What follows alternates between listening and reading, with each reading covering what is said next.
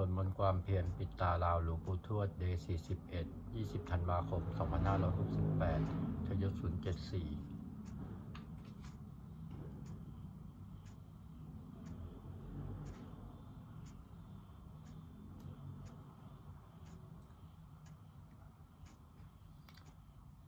บัดนี้เป็นครั้งที่ 41 ตรงกับวันที่ 20 ธันวาคม 2568 ข้าพเจ้านายชัยยศ โอฬารสกุลวงศ์ขอเป็นวาจาสาธยายพุทธมนต์ถวายเป็นพุทธบูชาธรรมบูชาสังฆบูชาและเป็นอาจาริยบูชาแด่องค์พระเคราะห์วัมปติเถระเจ้าองค์หลวงปู่สำเร็จรุ่นหลวงปู่บุญเดชหลวงปู่ศิลาตลอดทั้งครูบาอาจารย์ผู้เป็นเจ้าของวิชาจินดามณีขอเทวดาเจ้าทั้งหลายโปรดจงมาอนุโมทนาในการสดธยายของข้าพเจ้านี้ขออนุภาพ คุณพระรัตนตรัยครูบาอาจารย์และเทวดาทั้งหลายโปรดจงบันดาลให้จิตของข้าพเจ้าเป็นสมาธิอันควรแก่การสดธยายมนต์ต่อไป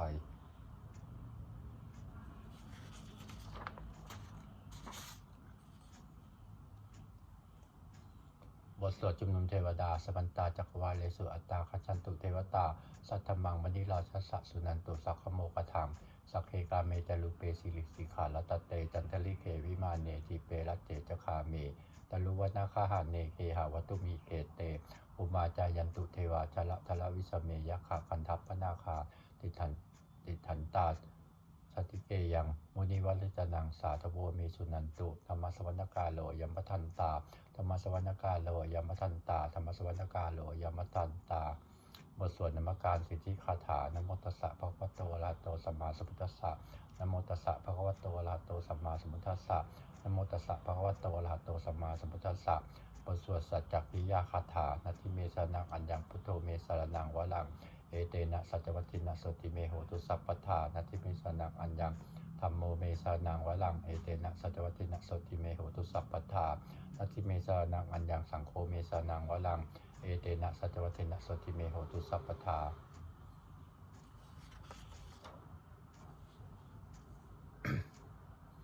บทสวดมหาการุณิโกนาโถติอธิกาคาถามหาการุณิโกนาโถอัฏฐายะสัพพะปานินังปุเรตวาปารมิสัพพะปัตโตสัมโพธิมุตตมังเอเตนะสัจวัตถินามาหุตุสัพพุปัตถวามหาการุณิโกนาโถหิตายะสัพพะปานินังปุเรตวาปารมิสัพพะปัตโตสัมโพธิมุตตมังเอเตนะสัจวัตถินามาหุตุสัพพุปัตถวามหาการุณิโกนาโถสุขายะสัพพะปานินังปุเรตวาปารมิสัพพะปัตโตสัมโพธิมุตตมังเอเตนะสัจวัตถินามาหุตุสัพพุปัตถวา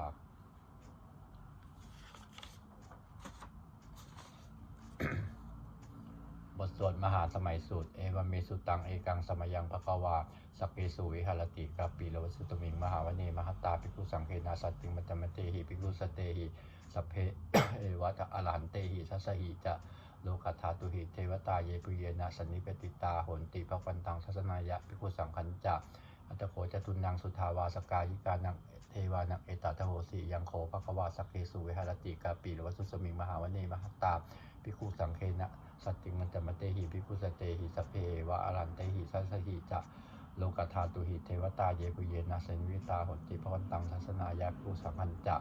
ดันโนนะมยัมปิเยนะภควาเตนุปสังกเมยามะอุปสังกมิตวาภควโตสันติเกปัจเจกคาถาภาเสยามาติอัตโขตาเทวตาเสยหาปีนามะพลวาปุริโสสมาธิตังวาภาหังภาษาเลยะภาษาตังวาภาหังสัมมิเชยะเอวะเมวะสุทาวาเสสุเทเวสุอันตาลหิตาภควโตปุระโตปาตุระหังสุอัตโขตาเทวตาภวันตังอภิวาเทตวาเอกมันตังอถังสุเอกมันตังทิตาโคเอกาเทวตาภควโตสันนิเกอิมังคาถังอภาสิมหาสมโยปวัณสมิงเทวกายาสมาคตาอาคาตัมให้มังธรรมะสมยังกกิตาเยวะอปราชิตะสังหันติ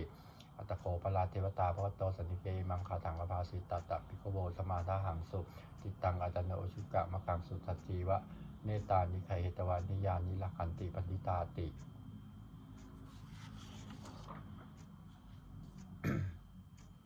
อัตโขอปราเทวตาภควโตสันนิเกอิมังคาถังอภาสิเชตวากีลังเชตวาปริคังอินทกีลักโอหัจจมเนชาเตจารันติสุทาวิมราจักขุมตาสุทันตาสุสุนาคาติอัตโขปราเทวตาภควโตสันนิเกอิมังคาถังอภาสิเยกิติพุทธังสรนังคตาเสนเตขมิสันติปายมุมิปะหายามนุสังเตหังเทวกายังปเลสันติติ อัตถโกภควาภิกขุมันเตสิเยปุเยนะภิกขเวทัสสสุโลกาธาสุตุเทวตาสันนิปริตาโหติตถาคตังสัตนายะภิกขุสังคัญจะเยปิเตภิกขเวเหสุงติตะมัทนังอรหันโตสัมมาสัมพุทธาเตสัมปีพันตานังเอตาปรมาเยวะเทวตาสันนิปติตาอเหสุงสยถาปีมหังเอตาลิเยปิเตภิกขเวปุริสันตินาคตะมัทนังอรหันโตสัมมาสัมพุทธาเตสัมปิพันตานังเอตาปรมาเยวะเทวตาสันนิปติตาปริสันติเสยถาปีมหังเอตาลิอาติกิสามิภิกขเวเทวคานังนามานิเกตยิสามิภิกขเวเทวกายานังนามานิเคสิสามิภิกขเวเทวกายานังนามานิตังสุนาถะสาธุกังมนสิกโลทะภาสิสามิติเอวัมเตติโกเตภิกขุภควโตปัจจสสุงภวะเอตทโวจะ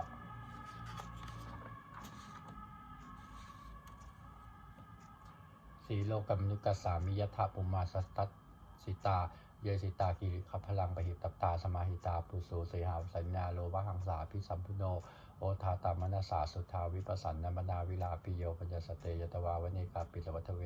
ตตวมันตยิสัทธาสวเกสานเนรเตเทวคยามิเงินตาเตวิชานาถาภิกขุเตจะอัตตปมุขลุสุตวาพุทธะสาสนังเสสัมปาตุโลหยานังอมนุสานะทัสนังอเปเกสตะมัตคุงสหัสสังอัฏฐสตลิงสตังเอเกสหัสานังอมนุสานะมัทสุงอเปเกนันตะมัทคุงทิสาสภาพุตตาอหุงปัญจสัพพังมิยะวะวักกิตวานัตคุมาตตวมันติสัทธาสวเกสันเนรเตเทวกายาภิกันตาเตวิชานาถะภิโวเยวังคิตยิสามิคีราหิอนุปปัสโสสัตตะสาสาวยขาภูมากาปิลมทวายจิมันโตชิติมันโตวันนาวันโตสัสสิโนโมทมนาภิกรรมุภิกขุนางสมิติงวนังชาสาสาเหมวตายขานานัตตะวานิโนอิทิมันโตชิติมันโตวันนาวันโตสัสสิโนโมทมนาภิกรรมุภิกขุนางสมิติงวนังสัตตาคิลาติสหัสสายขานานัตตะวานิโนอิทิมันโตชิติมันโตวันนาวันโตสัสสิโนโมทมนาภิกรรมุภิกขุนางสมิติงวนังอิเตเตโสรสะสหัสสายขานานัตตะวานิโนอิทิมันโตชิติมันโตวันนาวันโตสัสสิโนโมทมนาภิกรรมุภิกขุนางสมิติงวนังเวสามิตาปัญจสตายขานานัตตะวานิโนอิทิมันโตชิติมันโตวันนาวันโตสัสสิโนโมทมนาภิกรรมุภิกขุนางสมิติงวนังกุมพิโรราชาโกเวปุรสะนิเวสนังพิโยนังสตะสหัสสังยขานังปยุปาสติกุมพิโรราชาโกโสปาคะสมิติงวนังปุริมันจะทิสังราชาทัตตะละโถภาษาสติคันธปนังอธิปติมหาชาสสิโสปุตตาปีตัสสะพะโวทิมนามหาปลายติมันโตชิติมันโตวันนัมโตสัสสิโนโมทมนาภิกรรมุภิกขุดังสมิติงวนังทักกินันจะทิสังราชาบิโลโหตภาษาสติบรรทานังอธิปติมหาชาสสิโสปุตตาปีตัสสะพะโวทิมนามหาปลายติมันโตชิติมันโตวันนัมโตสัสสิโนโมทมนาภิกรรมุภิกขุดังสมิติงวนังปัจจิมันตาทิสังราชาวิรุปโคภาษาสตินาคานังธิปติมหาชาสัสสิโสปุตตาปิ ตัสสะพะโวนมนามหาปลาอิมันโตสุติมันโตวันนัมโตสัสสิโนมนธรรมนาภิกรรมุภิกขุนังสมิติงวนังอุตตาลันตะทิสังราชาคุเวโลตัปปัสสาสติยะคานังอธิปติมหาชาสัสสิโสปุตตาปิตัสสะพะโวนมนามหาปลาอิมันโตสุติมันโตวันนัมโตสัสสิโนโมธรรมนาภิกรรมุภิกขุนังสมิติงวนังปุริมาทิสังทัตตะละโททกิเนนะวิรุณโกปจิเมนะวิรุปโคคุเวโลตลังทิสังจัตตันโลเตมหาราชาสมันตาตุโลทิสาพันทัตทันละมานาอัถังสุวเนกาปิลวัทเวเตสังมายาวิโนทาสาอาโกวัญญานิกาสถามายากุเตนทุเวเตนทุวิภูตวิภูโตสหัสสันทโนกามะเตโตจะอินุคันทุนิคันทุจะปนาโทโอปมัญโยจะเทวสุโตจะมาตลิจิตเสโนจะคันทโพนโลราชาชโนสโพอาคูปัญจสิโขเจวัตติมพลูสุยวัชสาเอเตจันเตจาราชโนคันธพาสารชุพิโมธรรมนาภิกรรมุภิกขุนังสมิติงวนังอัฏฐาปูนาภาษานาคาเวสาราสหัตตจกากัมบาลัสสตาราอาคูปยคาสายติภิยมุนาทัตตลัทธาจะอาคูนาคาทิทัสสิโน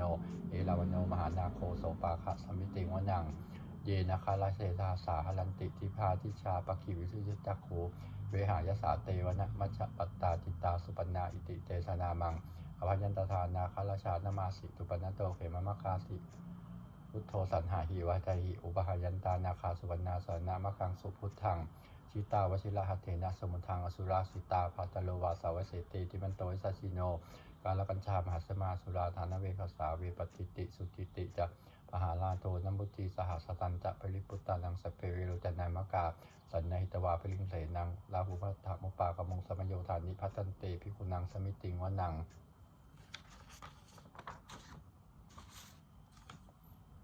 อาโปจเทวาปฐวีจัตเตโชวาโยตถามงวลุณาวลุณาเสวาโสโมจยาสาสหะเมตตากรุณากายกาอาคุเทวาสสิโนสัสสิเทสัทธากายาสัพเพนานัตตวายิโนอิติมันโตสิติมันโตวันนวโตสัสสิโนโมทมานาภิกามุภิกขุนังสมิติงวนังเวตุจเทวาสาลีจะอสมาจะสุเวยมาจันทสุปนิสาเทวาจันทมาคูปุรกิตาสุยสุปนิสาเทวาสุยมาคูปุรกิตานักขตานิปุรกิตวะอาคูมันทวะลากาวสุนังวสโวเสตโตตะโกปะคาปุญญโททัสสิเตทัสหากายาสัพเพนานัตตะเวนิโนอิติมันโตสิติมันโตวันนวโตยุสัสสิโนโมทมานาภิกามุภิกขุนังสมิติงวนังอัฏฐาภูนสหภูเทวาชละมะคีสิกขาเลวะอริทกาจโลชาจะอุมาปุภานิพาสิโนวลุณาสหธรรมาจะอตุตาจะเนชกาสีเลยยิละอาคูวาสวเนสิโนทัสสิเตทัสหากายาสัพเพนานัตตะวนิโนอิติมันโตสิติมันโตวันนวโตสัสสิโนโมทมานาภิกามุภิกขุนังสมิติงวนังสมานามาสมานามานุสามนุสุตมากิทธาปสุติกาอาคูมโนปตุสิกาอัฏฐาคูอรโยเทวาเจจะโลหิตะวาสิโนปาลคามหาปาลคาภูเทวาสัสสิโนสัสสิเททัสหากายาสัพเพนานัตตะเวโนอิทิมันโตจิติมันโตวันทวโตสัสสิโนโมทมนาภิกามุภิกขุนังสมิติงวนังสุกากรุมาอารุณาอาคูเวคณสาตาโอทาตะไคหาปาโมขาอาคุเทววิจักขณาสธามตาหาลกชามิสกายาสัสสิโนทันยังอาคาปชุนโนโยทิสาปิวัสติทัสสิเททัสหากายาสัพเพนานัตตะวนิโนอิทิมันโตจิติมันโตวันนวโตนัสสัสสิโนโมทมนาภิกามุภิกขุนังสมิติงวนังเกมิยาดุสิตายามากันทกายายสัสสิโนสัมพิตกาลามะเศรษฐาโชตินามาจะอาสวานิมานาลิโนอาคูทาคูปนิมิมิตาทัสเททัสหากายาสัพเพนานัตตะวนิโนอิทิมันโตจุติมันโตวันนวโตสัสสิโนโมทมนาภิกามุภิกขุนังสมิติงวนังสัทเถเตเทวนิกายาสัพเพนานัตตะวนิโนนาวันวเยนะอาคันจุงเยจันเตทัสสิสาสหะปวุชชาติมัคคีลังโอคตินะมนาสวังทักเขโมคะตลังนาคังจันทังวะอสิตาติตังสุภมาปรมตโตจะปุตตายติมโตสหัสสันนังคุปรติโสจะโสปาคาสมิติงวนังสหัสสัพพมโลกานังมหาพมาปิติตติอุปปันโนชุติมันโตพิสมากายโยสัจิโสทัสเสถะอิสระอาภูปัญเจกวัตวัติโนเตสัญจามัชโตอาคาหาริโตบริวาริโตเตจะสัพเพพิคันเตสินเทเทเวสภมะเคมาลเสนาภิกามิปัสสะกันหสะมันทิยังเอทะคณถะพันธะลาเคนะพันธะมัตุโวสมันตาปริวาเลทะมาวูจิทะโกตินังอิติตัตถะมหาเสเนมหาเสโนกันให้เสนังอเปสยิปนินาตระมาหัจจะสลังกัตวานเพระวังนาถาปวุสโกเมโคธนยโตสวิชุโกตถาโสปตุทาวติสังกุตโตยังวเสทันจะสภามิญายะววกิตวานะจักมาจโตมิยิสัตถาสาวเกสันเนละเตมาลเสนาภิกันตาเตวิชานาถาภิกโวเตจะอาตัปปมะกลุงสุตวาพุทธะศาสนังวิตะลาเคปักมงเนนสัง โลมัมปิอินชยุงสเปพิตะสังคามาพยติตาสัสสิโนโมทันติสหปุเตหิสาวกาเตชเนสุตาติบทสวดจุลชยปกรณ์นโมเปพุทธเตชะสะละตะนัตยะธรรมิกาเตชะประสิทธิประสิเทวานารายะปรเมสุลาสิทธิพมาจินหาจตุโลกาคัมภีลักขกาสมุทธาปูตุงคังคาจัสภมะชายะประสิทธิพวันตุเตชยะธรณีอุทธีนาทีชยะคะโคนละตนละนิสัยนิไลใส่เสนนะเมรุราชพลนรจีชยะคัมภีละสมพีนาเคนธนาคีปิศาจจภูตากาลีชยะทุนิมิตาโลกีชยะสิงคีสุธาธานะมุกชาชยะวรุณะมุขสาตาชยะจำปาทินาคะกุลคันทกชยะคัจคนนตุลงสุกลพุชงสีหปยะคะจีปาชยะวรุณะมุขยาตาชิตะเสนาลีปุณสุทธินรดีชยะสุขาชีวีชยะธรณิตะเลสธาสุชายาชยะธรณิสารติสัทธาชยะมังกลาลัญญาภวัคเคชยะวรุณะยักเขชยะลัคเสสุรพุจเตชา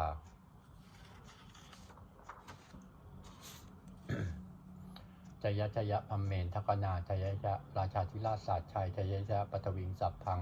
จยะจยะอรหันตาปเจกับพุทธสาวังจยะจยะมเหสุโลหโลหลินเทวาจยะจยะพัมมาสุรักโขจยะจยะนาโควิรุณหโกวิรุปโขจันทิมาลวิอินโทจะเวนเตโยจะกุเวโลวนุโนปิจะอกิวาโยจะปาจุนโหคุมาโลทตาลัทโกอัฏฐาลสะมหาเทวาสิสิตาปสะอาทโยอิสินโนสาวกาสัพพาชัยยะรามูพวตุเตชยธรรมโมจะสังโฆจะทัสสะปาโลจะชยกังเอเตนะชยเตเชนะชัยยะโสจีพวันตุเตเอเตนะพุทธเตชนะสุตุโหตุเตชยมังคลังชยโยปิพุทธัสสะสิริมโตยังมาลัสสะจปาปิมโตปราชโยโอโคสยามโพธิมันเตปโมทิตาชยตถาปัมมะกนามหิสิโนชยโยปิพุทธัสสะสิริมโตยังมาลัสสะจปาปิมโตปราชโยโอโคสยามโพธิมันเตปโมทิตาชยตถาอินทคนามหิสิโนชยโยปิพุทธัสสะสิริมโตยังมาลัสสะจปาปิมโตปราชโยโอโคสยามโพธิมันเตปโมทิตาชยตถาเทวคณามหิสิโนชายโยปิพุทธสัสสิริมโตยังมาลัสสะตปาปิมโตปราชโยอุโขสยัมโพธิมันเทปโมทิตาชายตถาสุปันนคณามหิสิโนชายโยปิพุทธสัสสิริมโตยังมาลัสสะตปาปิมโตปราชโยอุโขสยัมโพธิมันเทปโมทิตาชายตถานาคคณามหิสิโนชายโยปิพุทธสัสสิริมโตยังมาลัสสะตปาปิมโตปราชโยอุโขสยัมโพธิมันเทปโมทิตาชายตถาสัพพมคณามหิสิโนชยันโตโพธิยามูเลสักยานังนันทิวัฒโนเอวังตวังวิเชโยโหหิชยสุชยมังคะเลอปราชิตะปลังเกสีเสปฏิวิโปคะเลอภิเสเกสัพพพุทธานังอคปัตโตปโมทติสุนัขตังสุมังคลังสุภพตังสุหุติตังสุขโนสุมุหุโตจะสุจิทังปามัจจาริสุปทักขินังกายยะกัมมังวาจากัมมังปทักขินังมโนกัมมังปณิกิเตปทักขินาปทักขินานิกตวานารพันตัตเถปทักขิเนเตอัฏฐาลสาสุขิตาวิรุณหาพุทธศาสเนอโลกาสุขิตาโหทะสหสเพหิยาติภิสุนันตุพนโตเยเทวาสวิงฐานเนทิกตาทีคายุกาสทาโหตุสุขิตาโหตุสัพพทาลักขันตุสัพพสัตตานังลักขันตุชินะสาสนังยากาติปัฒนาเตสังสเพปุเรนตุมโนรถายุตตกาเลปวัสสันตุวสังวสาวลากาโลคาตุปัทวาเตสังนิวาเลตุจะสัพพทากายาสุขังกิตสุขังอรหันตุยถาละหัง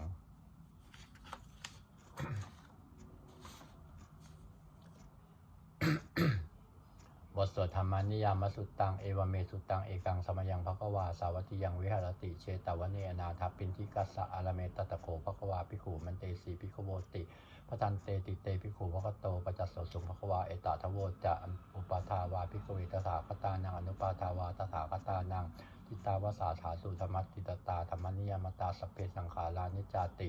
ตังตถาคโตภิสัมพุจติภิสเมติภิสัมพุทธวาภิสเมตวาอจิกติเทเสติปัญญาเปติปัฏฐเปติวิวัลติวิภัจติอุตานิกโลติสัพเพสังขารานิจาติอุปาทาวาภิกขเวตถาคตานังอนุปาทาวาตถาคตานังทิตาวสาถาตุธรรมติตตาธรรมนิยามตาสัพเพสังขาราทุขาติตังตถาคโตภิสัมพุจติภิสเมติภิสัมพุทธวาภิสเมตวาอจิกติเทเสติปัญญาเปติปัฏฐเปติวิวัลติวิภัจติอุตานิกโลติสัพเพสังขาราทุขาติอุปาทาวาภิกขเวตถาคตานังอนุปาทาวาตถาคตานังทิตาวสาถาตุธรรมติตตาธรรมนิยามตาสัพเพธรรมานาตาติตังตถาคโตภิสัมพุจติภิสเมติภิสัมพุจตวาภิสเมตวาอจิกติเทเสติปัญญาเปติปัฏฐเปติวิวัลติวิภัจติอุตานิกโลติสัพเพธรรมานาตาติอิธรรมโวจะภควาตัมมนาติภิกขุภควโตภาสิตังอภินันทุนติบทสวดพระเตกรัตตคาถาแปลอติตังนาวาขเมยะนาปฏิกังเขนาคตังบุคคลไม่ควรคำนึงถึงสิ่งที่ล่วงไปแล้วด้วยอะไรและไม่พึงพะวงถึงสิ่งที่ยังไม่มาถึงยตติตัมปอีนันตังอปนัญจะอนาคตังสิเปนดีก็ละไปแล้วสิเปอนาคตก็ยังไม่มาปัจจุปันนัญจะโยธรรมังตัทถะวิปัสสติอสังหิรังอสังโฆปังตังวิธามะนุภูหเยผู้ใดเห็นธรรมมันเกิดขึ้นเฉพาะหน้าในที่นั้นยังแจ่มแจ้งไม่งอนแง่นขอนแขนเขาควรพอกคูณอาการเช่นนั้นไว้อเชวะกิจจะมาตัมปังโกชัญญามะนังสูเอความเพียรเป็นกิจที่ต้องทำวันนี้ข้าจะรู้ความตายแม้พรุ่งนี้นาอิโนสังขารลันเตนะมหาเสนามัจจุนามเพราะการผิดเพี้ยนต่อ มัตุราชซึ่งมีเสนามากย่อมไม่มีสำหรับเราเอวังวิหาริมัตตปิงหรตะมตันติตังตังเวพัเทกรัตโตติสันโตอติคเตมุนีผู้สงบย่ำกล่าวเรียกผู้มีความเพียรอยู่เช่นนั้นไม่เกียจคร้านทั้งกลางวันกลางคืนว่าผู้เป็นอยู่แม้เพียงราตรีเดียวก็น่าชม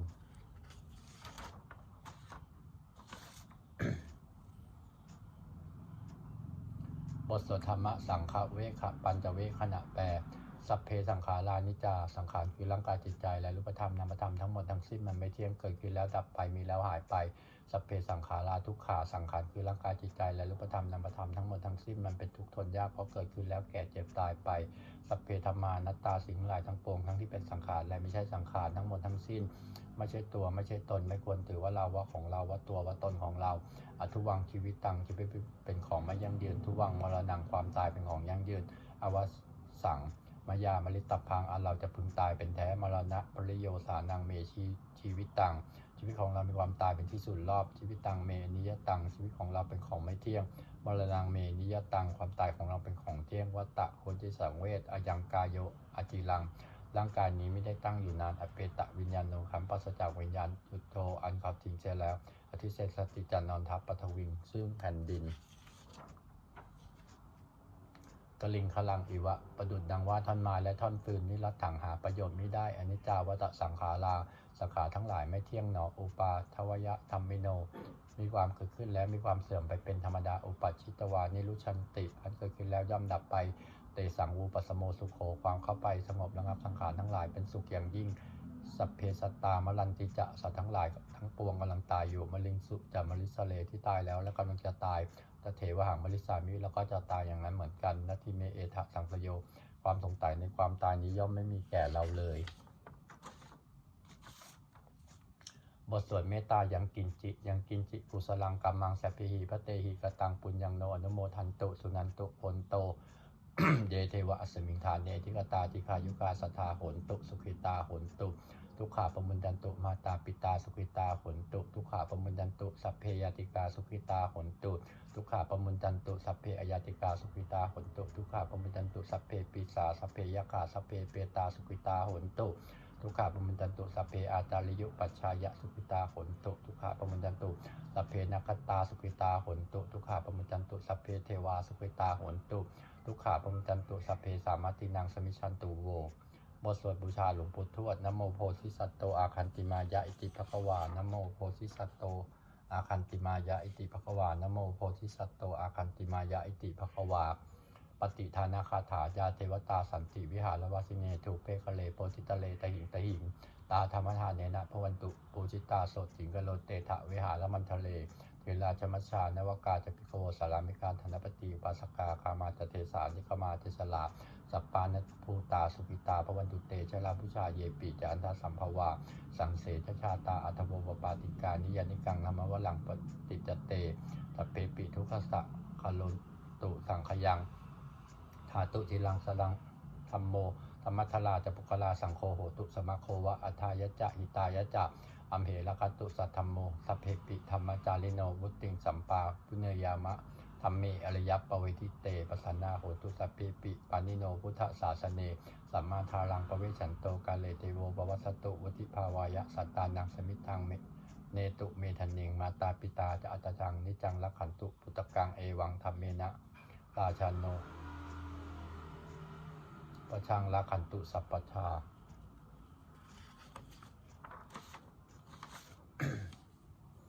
เทวตาอุโยชนะคาถาทุกขปัตตานิทุกขาพยาปตานิพยาโสกปัตตานิโสกาโหนตุสัพเพปิปานิโน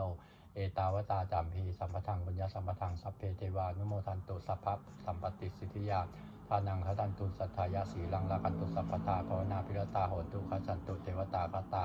สุบังคละคาถาโหตุสัพพังสุบังคลังละขันตุสัพพเทวตาสัพพพุทธานุภาเวนะโสติโหตุนิรันตลังโหตุสัพพังสุบังคลังละขันตุสัพพเทวตาสัพพธรรมานุภาเวนะโสติโหตุนิรันตลังโหตุสัพพังสุบังคลังละขันตุสัพพเทวตาสัพพสังฆานุภาเวนะโสติโหตุนิรันตลัง สัพเพพุทธาปรัปปัตตาปเจกนันจะยังพระลังอรหันตานันตะเตชีนะละขังปัจมิสัพพโสสัพเพพุทธาปรัปปัตตาปเจกนันจะยังพระลังอรหันตานันตะเตชีนะละขังปัจมิสัพพโสสัพเพพุทธา ปรัปปัตตาปเจกนันจะยังพระลังอรหันตานันจะเตเชนะละขังปัจมิสัพพโสสัพเพพุทธาปรัปปัตตาปเจกนันจะยังพระลังอรหันตานันตะเตเชนะละขังปัจมิสัพพโสสัพเพพุทธาปรัปปัตตาปเจกนันจะยังพลังอาหารตานันจะเตเชนะละขังปัจมิสัพพโสสัพเพพุทธาปรัปปัตตาปเจกนันจะยังพลังอาหารตานันจะเตเชนะละขังปัจมิสัพพโสสัพเพพุทธาปรัปปัตตาปเจกนันจะยังพลังอาหารตานันจะเตเชนะละขังปัจมิสัพพโสสัพเพพุทธาปรัปปัตตาปเจกนันจะยังพลังอรหันตานันตะเตเชนะละขังปัจมิสัพพโสสัพเพพุทธาปรัปปัตตาปเจกนันจะยังพลังอรหันตานันตะเตเชนะละขังปัจมิสัพพโสด้วยอำนาจแห่งบุญกุศลที่ข้าพเจ้าได้สวดสายาพระพุทธมนต์นี้ข้าพเจ้าขอน้อมเกล้าที่ถวายเป็นพระราชกุศลแด่สมเด็จพระนางเจ้าสิริกิติ์พระบรมราชินีนาถพระบรมราชชนนีพันปีหลวงผู้เสด็จสู่สวรรคาลัย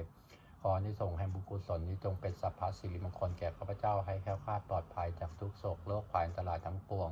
ให้มีแหล่งรายได้อันสุจริตมั่นคงเป็นสมาอาชีพอันชอบธรรมคำว่าไม่มีอดอยากยากจนขออย่าได้มีแก่ข้าพเจ้าขอข้าพเจ้ามีสมาธิจิตตั้งมั่นในพระธรรมคำสอนแห่งสมเด็จพระสัมมาสัมพุทธเจ้าดำรงอยู่ในความดีงามตลอดกาลนานอีกทั้งขอเทพเทวดาทั้งหลายผู้ได้อนุโมทนาสาธุการในบุญกุศลนี้โปรดประสิทธิ์ประสาทพรน้อมส่งอนุภาพแห่งมงคลไปสู่วัตถุมงคลพระปิตายอดเศรษฐีทั้งฝ่ายไทยและฝ่ายลาวรวมถึงวัตถุมงคลทั้งปวงที่30อมุเลตได้จัดสร้างขึ้นให้เปี่ยมด้วยพุทธานุภาพเทวานุภาพและฤทธานุภาพอันศักดิ์สิทธิ์อำนวยผลให้เป็นสิริมงคลแก่ผู้ครอบครองและบูชาทุกประการเทอญ